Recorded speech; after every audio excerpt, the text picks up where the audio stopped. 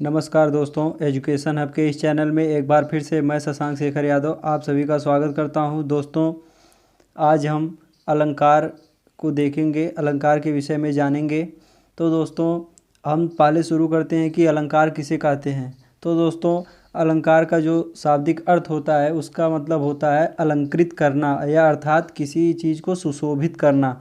तो दोस्तों, अलंकार की परिभाषा होती है अलंकरोति इति अलंकारा, जिसको अलंकृत किया जाए अर्थात जिसको सजाया जाए उसी को अलंकार कहते हैं। अब अलंकार में दोस्तों हम पहले विषय को देखते हैं अपने उपमा अलंकार। उपमा अलंकार दोस्तों क्या होता है? उपमा अलंकार वह अलंकार होता है जिसमें उपमेय की तुलना उपमान से की जाती है। ये जो उपमा अलंकार होता है इसमें जो है उपमेय की तुलना उपमान से की जाती है। तो दोस्तों, जैसे हमारा उदाहरण है, हम अपने उदाहरण को देखते हैं। हमारा उदाहरण है हरिपद कोमल कमल से। अब दोस्तों, इसमें जो है आप देखेंगे कि हरिपद कोमल कमल से, तो यहाँ पर दिया है उपमेय की तुलना उपमान से की जाती है। तो अब उपमेय यहाँ पर क्या होगा?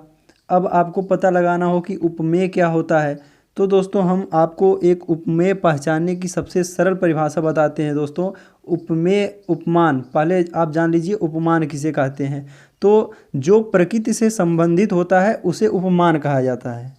जो प्रकृति से संबंधित होता है उसे उपमान कहा जाता है। और उपमेय जो होता है, जो शरीर से संबंधित होता है, उसे उपमेय कहा जाता है। तो आप अब देखेंगे, यहाँ पर देखेंगे हरिपद कोमल कमल से, तो जो यहाँ पर हरिपद है, हरिपद जो है ये एक जो है ये मानव मतलब शरीर से संबंधित है। हरिपद मतलब ईश्वर का पद मतलब जो है वो होता है ये चरण, ईश्वर का जो चरण है उसी को हरिपद कहा गया है। हरिपद का अर्थ होता है ईश्वर या भगवान का चरण। तो यहाँ पर उसके बाद दोस्तों एक शब्द आया है कमल। कमल आप देखेंगे ये प्रकृति से संबंधित है। तो इसलिए ये प्रकृति से संबंधित होने के लिए जो कमल है आपका, ये प्रकृति से संबंधित है, इसलिए आपका ये उपमान हो जाएगा। कमल उपमान हो गया। और हरिपद जो हो जाएगा वो आपका जो है ये आपका जो है उपमेय हो जाएगा। अब दोस्तों देखिए, इसमें इसकी परिभाषा क्या है? उपमेय की तुलना उपमान से की जाती है। तो दोस्तों, यहाँ पर कमल की तुलना जो है वो हरिपद मतलब भगवान के चरण से की गई है, कि भगवान का जो चरण होता है, जो पैर होता है, वो कमल के समान कोमल होता है। दोस्तों, एक बार फिर से समझिए इस बात को। उपमेय की तुलना उपमान से की जाती है। और हमने आपको उपमेय और उपमान की परिभाषा बता दिया कि उपमान जो होता है, जो प्रकृति से संबंधित होता है, उसे उपमान कहा जाता है। और उसके बाद फिर दोस्तों, जो उपमेय होता है वो शरीर से संबंधित होता है। तो दोस्तों, अब आपको समझ जाना चाहिए कि मतलब हरिपद जो है, ये आपका जो हरिपद है, ये आपका जो है ये आता है, अरे हरिपद जो आता है आपका वो शरीर से संबंधित है, इसलिए जो है उपमेय है। और जो यहाँ पर कमल आता है दोस्तों, कमल, ये पुष्प, ये सब जो होता है ये प्रकृति से संबंधित होते हैं। तो दोस्तों, ये प्रकृति से संबंधित है, तो इसलिए प्रकृति से संबंधित होने के कारण ये उपमान हो गया। अब दोस्तों, आपकी परिभाषा क्या बोलती है कि उपमेय की तुलना उपमान से की जाती है। तो दोस्तों, उपमान आपका क्या हो गया? कमल। और कमल की जो तुलना की जाएगी वो हरिपद से की जाएगी। तो हरिपद मतलब जो ईश्वर का पैर है, जो ईश्वर का चरण है, वो कमल के समान कोमल है। फिर दोस्तों हम आगे चलते हैं। अब दोस्तों देखते हैं कि उपमा अलंकार की विशेषता क्या होती है। अब उपमा अलंकार की दोस्तों यही विशेषता होती है कि इसमें कुछ ऐसे शब्द मतलब आते हैं जिनके बिना हम उपमा अलंकार की कल्पना ही नहीं कर सकते हैं। मतलब इनके बिना आप उपमा अलंकार को बना ही नहीं सकते हैं। अब देखते हैं दोस्तों उसमें कौन कौन सा शब्द आता है। आपका शा आता है, सी आता है, से आता है, सो आता है, सरिस होता है, सदृश होता है, सम होता है, तुल्य होता है, जिमी होता है, की तरह के समान शब्द आए।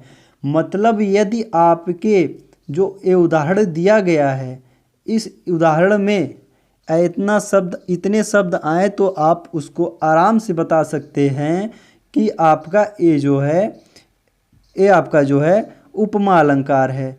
तो दोस्तों अब आप इसको समझिए कि मतलब अगर ये शब्द इसमें ना आए तो कौन सा अलंकार होगा। दोस्तों अगर सा, सी, से, सो, सरिस, सदृश, सम, तुल्य, जिम, की तरह, के समान, अगर ये शब्द नहीं आते हैं उसमें, तो आप उस उपमा अलंकार की कल्पना नहीं कर सकते हैं कि ये उपमा अलंकार हो ही नहीं सकता है। फिर दोस्तों हम देखते हैं उपमा अलंकार में और कुछ अन्य उदाहरण हैं। पीपर, पात, सरिस, मंडोला। पीपर, पात, सरिस, मंडोला, इसमें भी देखिए हमने आपको बताया कि सरिस, ऐसे शब्द इन शब्दों को अगर आपने याद कर लिया, ये जो इतने विशेषता जो हमने इसको बताया है, इतने शब्दों को अगर इस शब्दों को दोस्तों आप याद कर लेते हैं तो आप उपमा अलंकार को कभी पहचानने से भूल ही नहीं सकते हैं। इसी के अंदर इसी शब्द के अंदर उसमें आएगा और इससे बाहर कुछ भी नहीं आता है। अगर आपने इतना शब्द जान लिया और पहचान लिया तो आप उपमा अलंकार को कहीं भी पहचान सकते हैं। तो दोस्तों आप अपने उदाहरण में देख लीजिए, पीपर, पात, सरिस, मंडोला, यहाँ पर जो आपका सरिस शब्द जो है आया है देखिए।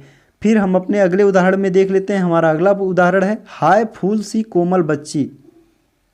हाय फूल सी कोमल बच्ची। तो दोस्तों इसमें सी जो देखेंगे आप, सी आया हुआ है। अब यहाँ पर दोस्तों सी आया हुआ है। अब फिर और आप अन्य उदाहरण भी देखेंगे तो अन्य उदाहरण भी देखेंगे, उसमें भी जो आपका ये विशेषता वाले शब्द हैं इन्हीं के अंदर से आएगा और इसी के अंदर से आएगा। और अगर आप इन शब्दों को याद कर लेते हैं तो आप उपमा अलंकार को भूल नहीं सकते हैं। फिर दोस्तों हम आगे चलते हैं। अब हमारा आता है रूपक अलंकार।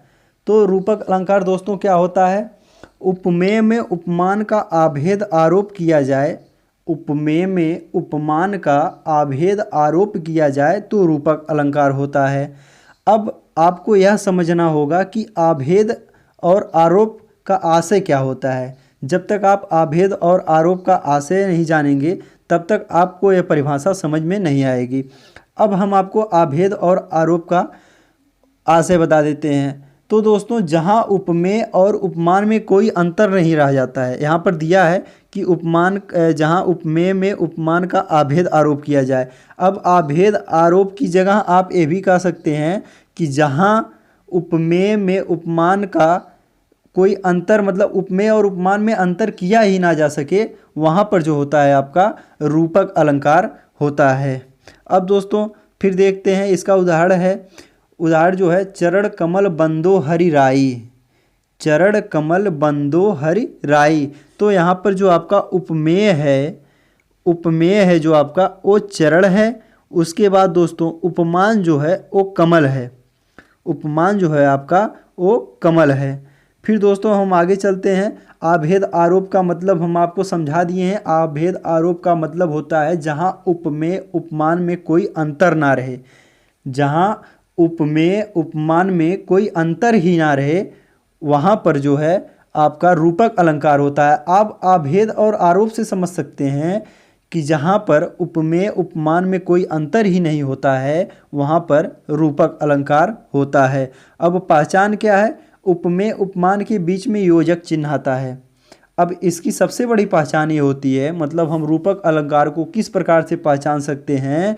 तो दोस्तों इसकी सबसे बड़ी जो पहचान होती है, उपमेय और उपमान के बीच में योजक चिन्ह आता है। योजक चिन्ह को हम किस प्रकार से दर्शाते हैं, तो दोस्तों योजक चिन्ह को हम इस प्रकार से दर्शाते हैं। फिर दोस्तों हम चलते हैं अन्य उदाहरण में। अन्य उदाहरण हमारा है उदित उदयगिरि मंच पर रघुबर बाल पतंग बिकसे संत सरोज सब हर्षे लोचन भृंग। और उसके बाद हमारा फिर हम अपने अगले अलंकार पर चलते हैं। दोस्तों हमारा अगला अलंकार है उत्प्रेक्षा अलंकार। उत्प्रेक्षा अलंकार। अब उत्प्रेक्षा अलंकार को देखते हैं। दोस्तों उत्प्रेक्षा अलंकार की परिभाषा होती है कि यदि उपमेय में उपमान की संभावना की जाए तो वहाँ उत्प्रेक्षा अलंकार होता है। यदि उपमेय में उपमान की संभावना की जाती है तो वहाँ पर उत्प्रेक्षा अलंकार होता है। अब इसका उदाहरण हम देखते हैं। हमारा उदाहरण है रहीमन पुत्री श्याम की मनहु जलज मधुकर लसय। अब दोस्तों इसमें जो आपका जलज है, जलज जो है वो आपका है उपमान, जलज जो हो जाएगा वो आपका उपमान हो जाएगा। तो दोस्तों उपमान हो जाने के बाद, उपमान हो गया आपका, जलज जो है उपमान हो गया, और पुत्री जो हो जाएगी आपकी, पुत्री जो हो जाएगी आपकी वो उपमेय हो जाएगी। अब पुत्री उपमेय हो गई। अब दोस्तों आपको बता दें कि संभावना व्यतीत की जाती है। इसमें होता है कि यदि उपमेय में उपमान की संभावना व्यक्त की जाती है तो वहाँ पर उत्प्रेक्षालंकार होता है। अब दोस्तों आपको बता दें कि असलियत मतलब संभावना व्यक्त की जाती है, इसका आशय क्या होता है। तो दोस्तों जो आपका उत्प्रेक्षालंकार होता है, जो आपका उत्प्रेक्षालंकार होता है उसमें जो है आपका उपमेय होता है, उपमेय होता है, लेकिन उपमान होता ही नहीं बल्कि उसका सिर्फ केवल कल्पना की जाती है, मतलब संभावना व्यक्त की जाती है कि हाँ उपमेय है। अब हम आपको अर्थ के माध्यम से समझाते हैं, जो आपको हमने उदाहरण दिया है उसके अर्थ के माध्यम से समझाते हैं कि रहीमन पुत्री श्याम की मनहु जलज मधुकर लसय। भगवान श्री कृष्ण की जो आँखें हैं उनके पुत्री में, उनके पुत्री के आँखों में ऐसा लग रहा है कि जैसे भौरा, रहीमन पुत्री श्याम की मनहु जलज मधुकर लसय। पहले आप नीचे से अर्थ लेंगे, मनहु जलज मधुकर लसय, जिस प्रकार से एक भौरा कमल के फूल के अंदर बैठा रहता है, उसी प्रकार से रहीमन मतलब भगवान श्री कृष्ण, श्याम मतलब भगवान श्री कृष्ण की आँखों में उसी प्रकार से फूलों के बीच में बैठा रहता है। ठीक उसी प्रकार से कृष्ण की आँखों में पुतली मधुकर और जलज के रूप में कल्पना की जा रही है। इसका अर्थ यह हुआ कि भगवान श्री कृष्ण की आँखों में जो उनकी पुत्री है वह उस प्रकार सुशोभित हो रही है कि जिस प्रकार एक कमल के बीच में कमल के बीच में एक भौरा बैठा हुआ होता है, उसी प्रकार, ठीक उसी प्रकार से मतलब श्याम की आँखों में, भगवान श्री कृष्ण की आँखों में उनकी जो पुत्रियाँ हैं वो दिखाई दे रही हैं। अब यहाँ पर हमने आपको बता दिया इसमें जलज जो है वो आपका उपमान है और पुत्री जो है आपका उपमेय है। फिर दोस्तों हम आगे चलते हैं। अब उत्प्रेक्षा की पहचान क्या होती है, उत्प्रेक्षा की पहचान को हम देख लेते हैं। उत्प्रेक्षा की पहचान होती है कि इसमें कुछ विशेष शब्द आते हैं और इन शब्द जिस प्रकार से उपमा अलंकार में उन शब्दों के बिना उपमा अलंकार की कल्पना नहीं की जा सकती, ठीक उसी प्रकार उत्प्रेक्षा अलंकार में ये जो आपके इतने शब्द हैं, इतने शब्द के बिना उत्प्रेक्षा अलंकार की कल्पना ही नहीं की जा सकती। अब वे शब्द कौन कौन से हैं, तो आपका जनु है, जानो है, मनु है, मानो है, जनहु है, मनहु है, ज्यों है, निश्चय है, मकु है, इच्छा से है। उत्प्रेक्षा अलंकार ये अगर आ गए उस दोहे में अगर आ गए तो ये आपका जो है उत्प्रेक्षा अलंकार हो जाएगा। अगर यही नहीं आते हैं, अगर यही उस शब्द में नहीं पाए जाते हैं तो उत्प्रेक्षा अलंकार की कल्पना करना ही व्यर्थ है। उत्प्रेक्षा अलंकार को वहाँ पर माना ही नहीं जा सकता है। फिर हम आगे चलते हैं। अब दोस्तों उत्प्रेक्षा अलंकार के प्रकार कितने होते हैं, तो उत्प्रेक्षा अलंकार के आपके 3 प्रकार होते हैं। अब अन्य उदाहरण में देख लेते हैं हमारा पहला उदाहरण है, सोहत ओढ़े पीत पटु श्याम सलोने गात, मानहु नीलमणि शैल पर आतप पर्यो प्रभात। अब यहाँ पर श्याम सलोने गात उपमेय हो गया है, आपका एक प्रस्तुत अलंकार होता है। श्याम सलोने जो है यहाँ पर आपका आया है, श्याम सलोने यहाँ पर आपका है जो है उपमेय। उसके बाद फिर दोस्तों हम आगे चलते हैं, आतप पर्यो प्रभात। आतप पर्यो प्रभात में ये आपका उपमान होता है, उपमान होता है। अभी हमने आपको बताया है कि दोस्तों उत्प्रेक्षा अलंकार में उपमेय होता है, उपमेय होता है लेकिन उपमान नहीं होता है, उपमान नहीं होता है। इसलिए सिर्फ उपमान की जो है कल्पना की जा सकती है, संभावना व्यक्त की जा सकती है। तो दोस्तों ऐसा जो अलंकार होता है वो आपका उत्प्रेक्षा अलंकार होता है। अब दोस्तों हम आपको बता दें कि दोस्तों जो आपका रूपक अलंकार होता है, जो आपका रूपक अलंकार होता है दोस्तों, वो आपका 3 प्रकार का होता है। रूपक अलंकार 3 प्रकार का होता है, उत्प्रेक्षा अलंकार 3 प्रकार का होता है। उसके बाद दोस्तों और जो आपका जो तीनों होते हैं ये 3-3 प्रकार के होते हैं। आपको हमने 3 अलंकार आज बताया है। उपमा अलंकार 3 प्रकार का होता है, रूपक अलंकार आपका 3 प्रकार का होता है, उत्प्रेक्षा अलंकार आपका 3 प्रकार का होता है। और उपमा दोस्तों एक प्रश्न पूछा जाता है कि उपमा अलंकार के कितने अंग होते हैं। बहुत सी प्रतियोगी परीक्षाओं में पूछा जाता है दोस्तों कि उपमा अलंकार के अंग कितने होते हैं। दोस्तों प्रश्न पूछा जाने वाला है अंग कितने होते हैं, तो आपके अंग जो होते हैं वो 4 होते हैं। उपमा अलंकार के अंग जो होते हैं वो 4 होते हैं। पहला अंग है उपमेय, दूसरा अंग है उपमान, और तीसरा अंग है साधारण धर्म, और चौथा जो अंग है वो आपका है वाचक शब्द। तो दोस्तों इसी के साथ आज का ये वीडियो सेशन यहीं पर समाप्त होता है। दोस्तों मिलते हैं अगले वीडियो में। वीडियो अच्छा लगा हो तो लाइक, सब्सक्राइब और कमेंट ज़रूर करें। और दोस्तों हमारे टेलीग्राम से चैनल से जुड़ें, उसका लिंक डिस्क्रिप्शन बॉक्स में दिया गया है, जिस पर आपको वीडियो की पूरी PDF मिल जाती है। धन्यवाद दोस्तों, मिलते हैं अगली वीडियो में।